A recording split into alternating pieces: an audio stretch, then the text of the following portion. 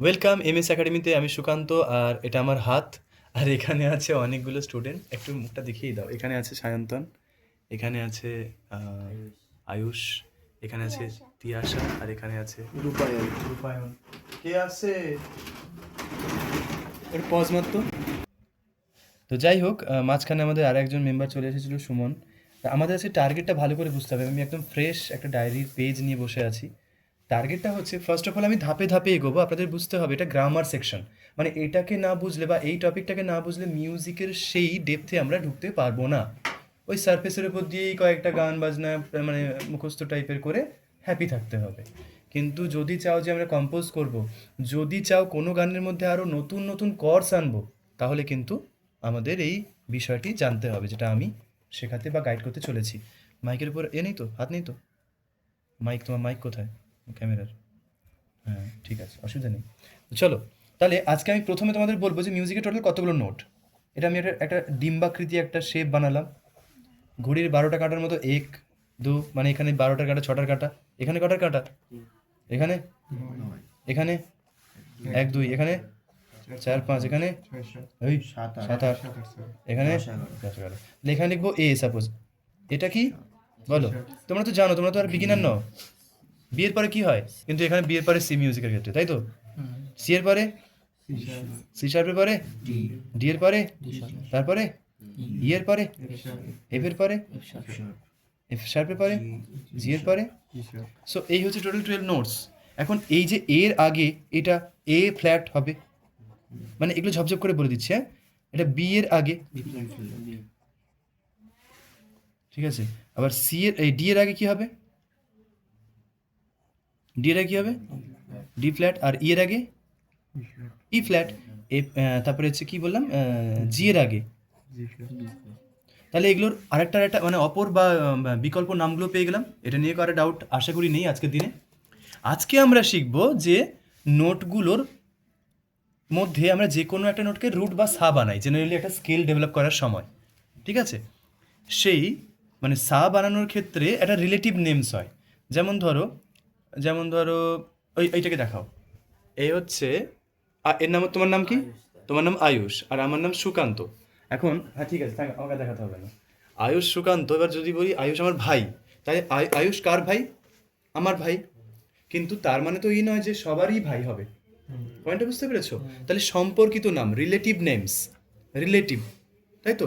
যেমন তোমার ভাই, সে তোমার মায়ের কি হবে? ছেলে হবে। এরকম টাইপের সম্পর্কগুলো কিন্তু বদলায়, কারোর সাপেক্ষে বদলায়।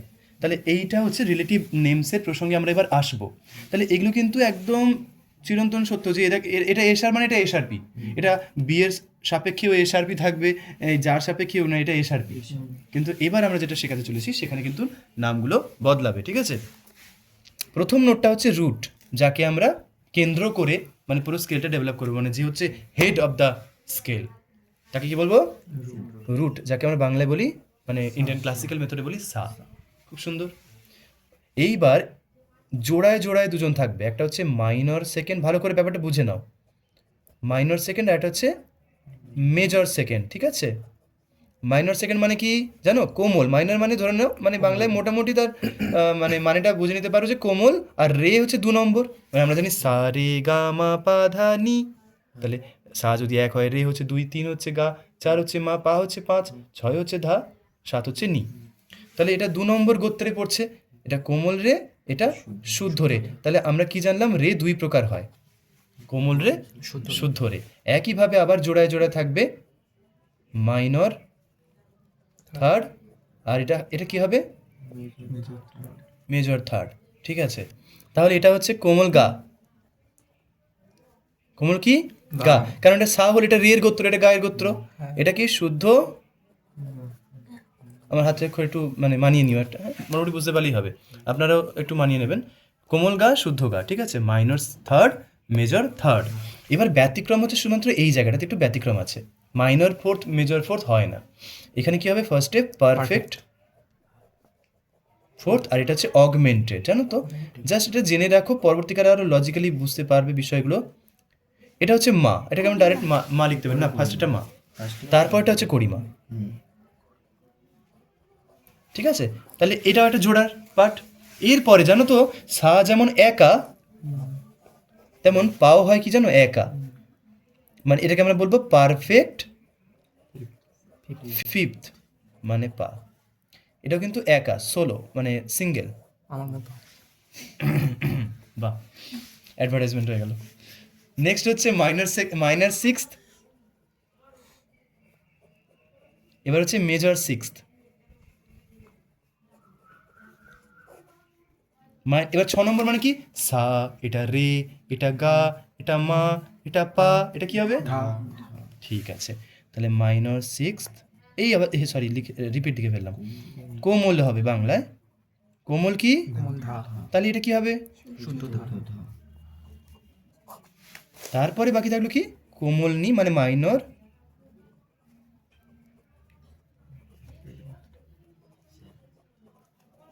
মানে কি রে কোমল, সরি হাত চলছে না কেন রে, না লিখে লিখে, হ্যাঁ হ্যাঁ হ্যাঁ। হ্যাঁ সত্যি হাত চলছে না, কোমল নি শুদ্ধ নি। তাহলে ব্যাপারটা বুঝতে পেরেছো তোমরা সবাই? যারা যারা বুঝতে পারবে না তারা কমেন্ট বক্সে জানাবে, আমি কিন্তু আবারও নতুন করে ভিডিও করার চেষ্টা করব। তবে আমার মনে হয় একটু ভিডিওটাকে স্লো করে বা একটু মানে ব্যাকে গিয়ে আবার বুঝে নিলে তোমাদের বুঝতে সুবিধা হবে। তবে হ্যাঁ, এর পরের পেজে আমরা এক্সাম্পলে আসবো। এই রে, এইখানে এক্সাম্পল করলে ভালো হয়, তাহলে ব্যাপারটা বোঝাতে সুবিধা হবে, তাই না?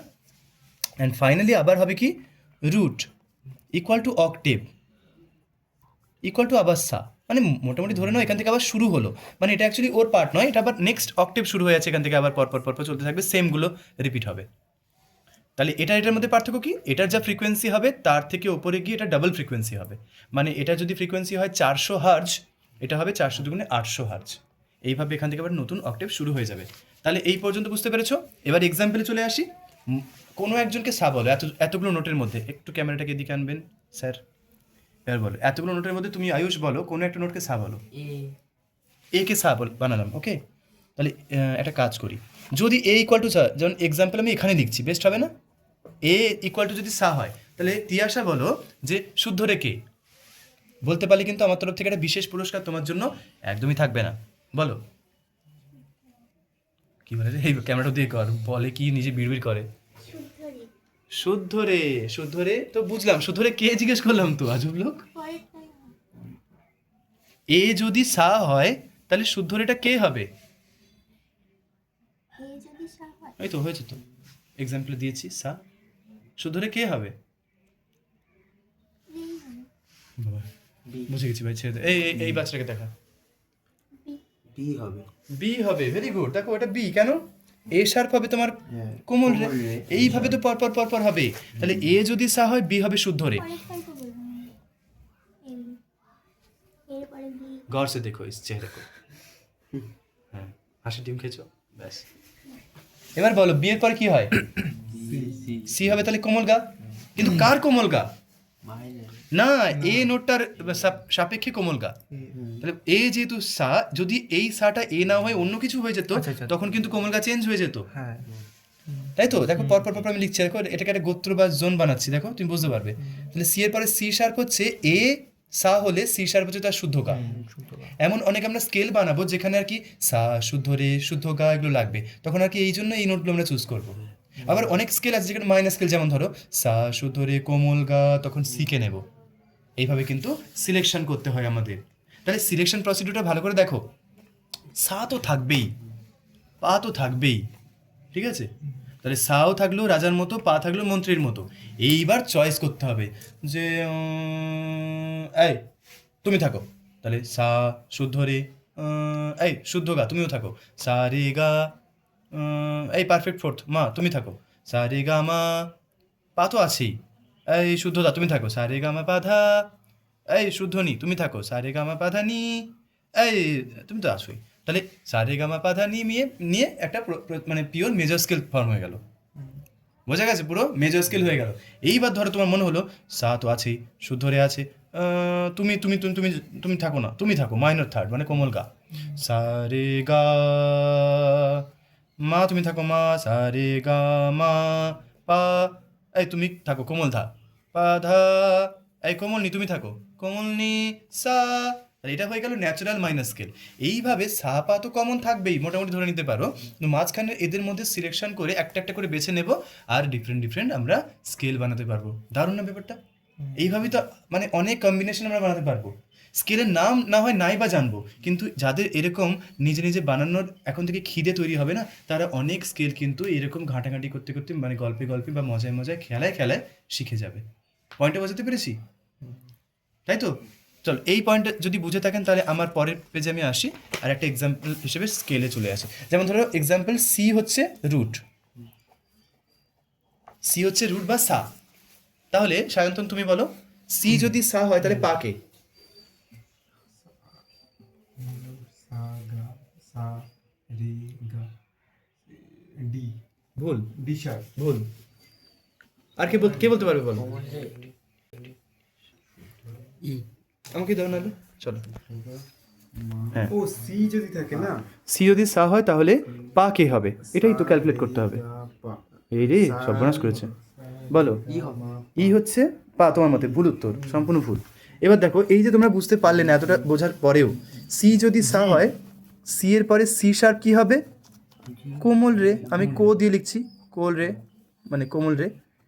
ডি হবে তোমার শুদ্ধ রে, ডি শার্প হবে তোমার কোমল গা, ই হবে শুদ্ধ গা। ব্যাপারটা বোঝো সবাই পর পর পর পর। এফ হবে মা, এফ শার্প হবে করিমা, জি হবে পা। ইজি তো, দেখো।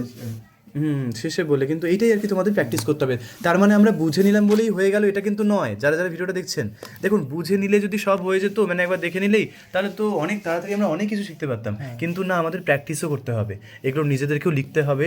আর অনেক সময় আমরা পিডিএফ আকারে পেয়ে যাই, এভাবে যে হয়েই গেল তো স্টাডি মেটেরিয়ালস ভর্তি, কিন্তু আমাদের আখেরে মানে মানে প্র্যাকটিক্যালি আমাদের কাজে লাগে না সেভাবে। এমন অনেক মানে জিনিস থাকে, জানো তো, ওই জন্য প্র্যাকটিস করতে লাগে। যে জিনিসটা আমি লিখলাম তোমরা ওটা লিখে লিখে বাড়িতে প্র্যাকটিস করবে। এই ভিডিওটা তোমাদের সবার জন্য থাকলো। অনেকটা বড় ভিডিও করেছি আমি জানি, কিন্তু আনকাট রাখার চেষ্টা করলাম তোমাদের সবার জন্য। সো প্লিজ এটাকে ভালো করে বুঝবে, কারণ এটা ভালো করে বুঝতে পারলে। আর একটা ছোট্ট গল্প তোমাদের শেয়ার করি। ধরো একটা কর্ড বানাচ্ছি, স্কেল তো বানানোর ব্যাপারে বললামই, কর্ড বানাচ্ছি। ধরো একটা রুট মানে মেজর কর্ডে কোন কোন নোট ইউজ হয়? মেজর কর্ডে সা, জানো না তোমরা, ঠিক আছে, অসুবিধা নেই। কেউ জানো? সা গা পা, ভেরি গুড। সা গা পা ইউজ হয়, সা গা পা ইউজ হয়। এবার মেজর কর্ডে সা শুদ্ধ গা আর পা ইউজ হয়, বুঝলে তো ব্যাপারটা? সা গা পা। মাইনর কর্ডে হয় জানো কি? সা কোমল গা পা। মাইনর কর্ডে এটাই পার্থক্য। তাহলে দেখো, মাইনর কর্ড মানে কি? মেজর থার্ডের জায়গায় মাইনর থার্ডকে নিলাম, কিন্তু সা পা কমন। আর মেজর কর্ডের ক্ষেত্রে কি? সা, এটা মেজর থার্ড নিলাম, পা তো আছেই। তাহলে এইভাবে দেখো, তাহলে তাহলে সি মেজর কর্ডে কোন কোন নোট থাকবে বলতে পারবে? এখান থেকে তোমার আইডিয়া ক্লিয়ার হয়ে যাবে। সি, সি ই জি, সি ই জি। আর সি মাইনর কর্ডে কি হবে? এটা তো বলতেই পারবে আশা করি, ঝপ করে বলো। সি ইটা মাইনার মানে ই ফ্ল্যাট। ই ফ্ল্যাট বা ডি শার্প, ভেরি গুড। তাহলে এটা ফ্ল্যাট হয়ে গেল, কত সুন্দরভাবে ব্যাপারটা কিন্তু বোঝালো। তাহলে সি ই ফ্ল্যাট, এটা ড্রপ হলো একটা, ই ফ্ল্যাট অ্যান্ড অবশ্যই জি, তাই তো? এইভাবে তোমাদের কিন্তু প্র্যাকটিস করতে হবে। এবার ধরো তোমরা শেখোনি এখনই, বাট আমি অনেকে ভিডিও দেখছেন তারা হয়তো শিখেছেন যে, একটু অন্ধকার হচ্ছে না? আচ্ছা, যেমন ধরো সা শুদ্ধ গা পা, তার সাথে শুদ্ধ নি অ্যাড করে দিলাম, জানো কটার নাম কী হবে? মেজর 7 কর্ড, ঠিক আছে? সা গা পা নি একসাথে বাজাও বা আরপিজিও করে বাজাও, এটা হচ্ছে মেজর 7 কর্ড। আবার সা গা পা নি না, ডমিনেন্ট 7 কর্ড, কারণ এখানে শুদ্ধ গা ব্যবহৃত হয়েছে। এগুলো বিষয়গুলো আমরা পরে আবার বোঝাবো, অন্য ওটা সেকশন আছে একটা ওর জন্য। আবার এখানে যদি আমরা সি আর তারপর হচ্ছে কোমল গা তারপরে পা ইউজ হয়, সা কোমল গা পা কোমল নি ইউজ হয়, তখন -7 কর্ড ইউজ হবে। সো এই হচ্ছে পুরো মানে কাহিনী, পুরো গল্প। আচ্ছা, আবার ব্যাক করলাম। মাঝখানে ভিডিওটা একটু এদিক ওদিক হয়ে গিয়েছিল, বিকজ একজন এসেছিলেন, তো আমাকে মাঝখানে ভিডিওটা পজ করতে হয়েছিল। যাই হোক, আমি যে বক্তব্যগুলো মানে যে বিষয়গুলো বললাম এগুলো নিয়ে প্লিজ ভাববেন। এই যে root major third perfect fifth নিয়ে major chord, root major third perfect ফিফথের সাথে মেজর 7th নিয়ে হচ্ছে তোমার কর্ড, মেজর 7th কর্ড, ঠিক আছে? এইভাবে আর কি বিভিন্ন বিভিন্ন টাইপের কর্ড তৈরি হয়। যেমন ধরো রুট, তারপর এখানে কি মেজর থার্ড, তারপর এটা কি পারফেক্ট ফিফথ মানে মেজর কর্ড এই শুদ্ধনীটা অ্যাড হলে কি হবে মেজর সেভেন্থ কর্ড, আবার এখানে সায়ের পরে কি হয় কোমলরের পরে শুদ্ধ রে, ওই শুদ্ধ রেটাকে নিয়ে নিলে হবে মেজর 9 কর্ড, এরকম টাইপের কর্ড হয় মেজর 9 কর্ড।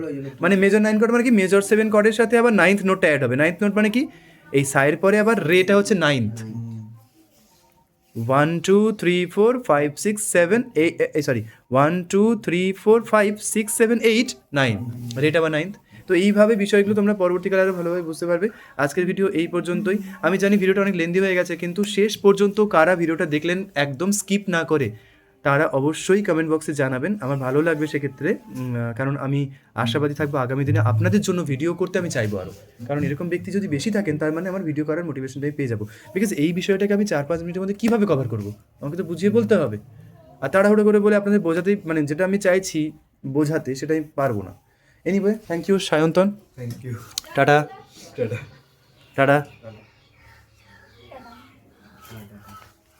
ঠিক আছে, এটা আমার দিকে টাটা করে দাও। টাটা টাটা, ঠিক দেখা হবে, টাটা।